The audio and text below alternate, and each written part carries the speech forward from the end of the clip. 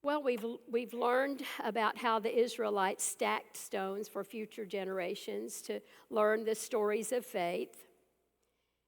And we want to learn about others who are doing this. I want to share a story with you about a remarkable couple who did just this. They were stacking stones, they were sharing their faith, they were influencing others for the kingdom. There was a husband and wife who walked faithfully, and they, as a result, left this wonderful, beautiful legacy beyond anything they could ever have imagined. And they lived in the 1700s in colonial America. Their names were Jonathan and Sarah Edwards. You may have heard of Jonathan Edwards, the old Puritan preacher. I used to preach that sermon that he did when I was teaching high school English, and it was called Sinners in the Hands of an Angry God. And I preached it, boy, it was hellfire and damnation. He was a faithful man of God.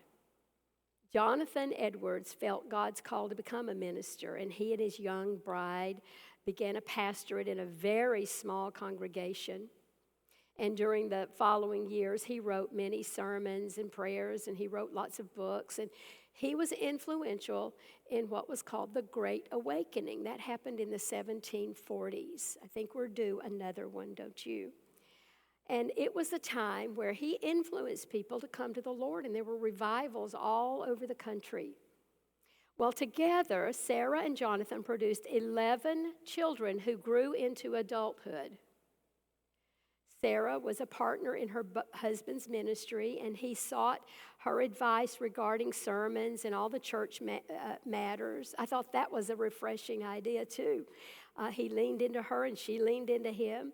They spent many hours, days talking about how they could serve together. And when their children were old enough, they brought them into all of the discussions about the ministry and their faith. The effects of the Edwards' lives has been far-reaching.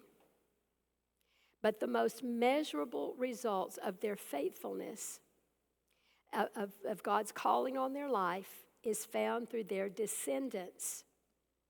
There was a study done in the 1900s that traced all of their descendants, and it lists the accomplishments of the 1,400 Edwards descendants. And let me share with you some of the things that happened because they were stacking stones.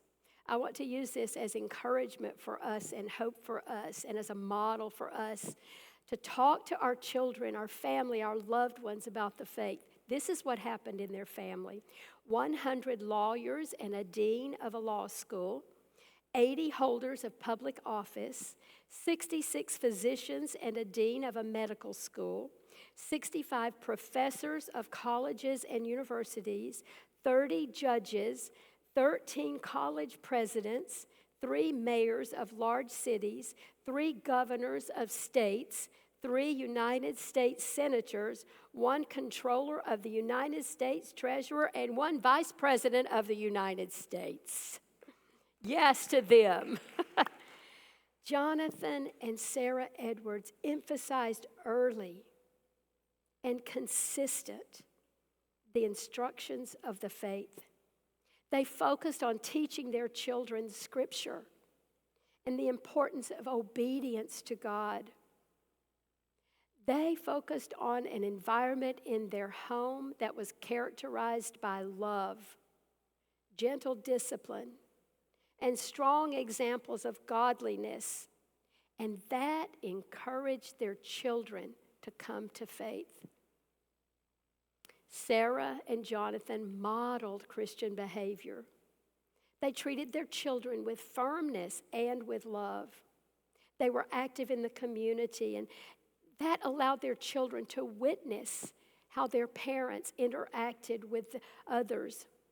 They saw their parents in the line of faith as they doled out their love and kindness not only to their children but to the world around them. Jonathan and Sarah stacked stones for their children to learn about their faith. Whatever phase of life we are in, we can encourage others to love God and to love others. That was the command Jesus gave us. We can have a faith-filled life that others will want to emulate. Let's stack those stones for the future.